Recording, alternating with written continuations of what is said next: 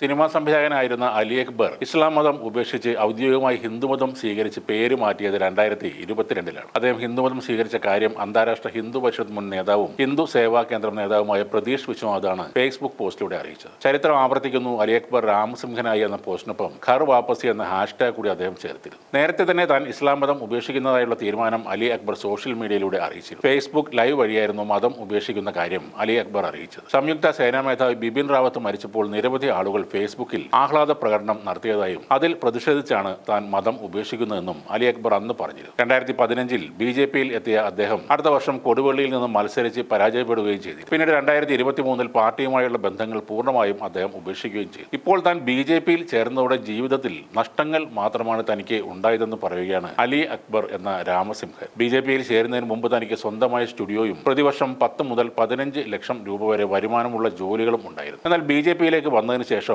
പണി ഇല്ലാതാവുകയും തന്റെ സ്റ്റുഡിയോ ഉപകരണങ്ങൾ തുരുമ്പെടുക്കുകയും ചെയ്തുവെന്നാണ് അദ്ദേഹം പറയുന്നത്. കേരള BJP നേതാക്കൾ പമ്പര വിഡ്ഢികളാണെന്നും പുതിയ ആളുകൾ പാർട്ടിയിലേക്ക് വരുമ്പോൾ ആദ്യ ദിവസങ്ങളിൽ ഷാൾ അണിയിക്കാനും ഫോട്ടോ എടുക്കാനും മാത്രമാണ് അവർ മുൻപന്തിയിൽ ഉണ്ടാകുന്നതെന്നും പിന്നീട് അവരെ ആരും അന്വേഷിക്കാറില്ലെന്നും കൂടെ രാമസിംഹൻ പറയും. പാർട്ടിയിൽ രാമസിംഹൻ എന്ന ഹൈന്ദവനാമം സ്വീകരിച്ച വ്യക്തിയേക്കാൾ പ്രാധാന്യം ഇപ്പോഴും അബ്ദുള്ള കുട്ടിയെ പോലുള്ള മുസ്ലിം പശ്ചാത്തലമുള്ള നേതാക്കൾക്കാണ് നൽകുന്നത്. BJP-യിലേക്ക് മുസ്ലിം വോട്ടുകൾ വരുമെന്ന ചിന്ത തികച്ചും വിഡ്ഢിതമാണെന്നും കൂടെ നിർത്തേണ്ടത് ഹൈന്ദവ സമൂഹത്തെയാണെന്നും കൂടെ അദ്ദേഹം പറയുന്നു. കേന്ദ്ര BJP-യുടെയും നരേന്ദ്രമോദിയുടെയും പ്രവർത്തനങ്ങളെ ഇപ്പോഴും ബഹുമാനിക്കുന്നു. എന്നാൽ കേരള BJP-യിലേക്ക് വന്നതിൽ വളരെയധികം ദുഃഖമുണ്ടെന്നാണ് രാമസിംഹൻ പറയുന്നത്. വോട്ടർ പട്ടികയിൽ വോട്ടുണ്ടോ എന്ന് പോലും പരിശോധിക്കാതെയാണ് BJP സ്ഥാനാർത്ഥികളെ തീരുമാനിക്കുന്നതെന്നും അദ്ദേഹം പരിഹസിച്ചു. കൊടുവള്ളിയിൽ മത്സരിച്ചപ്പോൾ 11,500 വോട്ട് തനിക്ക് ലഭിച്ചിരുന്ന സ്ഥാനത്ത് ഇപ്പോൾ വോട്ട് വിഹിതം വളരെയധികം കുറഞ്ഞതായും അദ്ദേഹം കുറ്റപ്പെടുത്തുന്നു. അതേപോലെ BJP-യിൽ പ്രവർത്തിക്കുന്ന കലാകാരന്മാരെ സിനിമാ മേഖല പൂർണ്ണമായും അവഗണിക്കുകയാണെന്നും രാമസിംഹൻ പറഞ്ഞു. BJP ബന്ധം വന്നാൽ ചാണകസംഖ്യ എന്ന് ചാപ്പകുത്തി മാറ്റി നിർത്തും. നടൻ ദേവനെ കുറിച്ചൊക്കെ അവസരങ്ങളുണ്ടായിരുന്നു. എന്നാൽ BJP-യിൽ എത്തിയതോടെ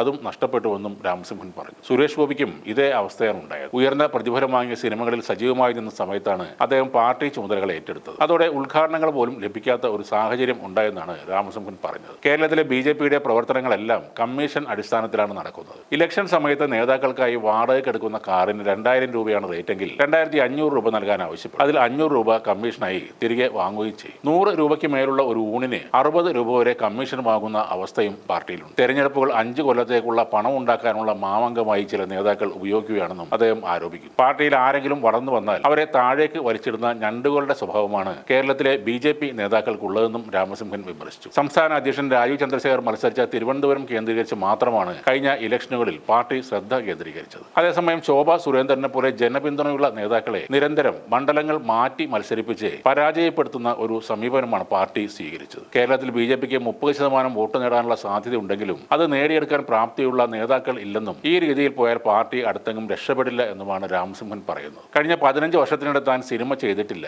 അതിന്റെ കാരണം ഒരു സംഖ്യയെ ഇവിടുള്ള സിനിമാക്കാർ അടുപ്പിക്കില്ല എന്നതാണെന്നും രാമസിംഹൻ പറയുന്നു.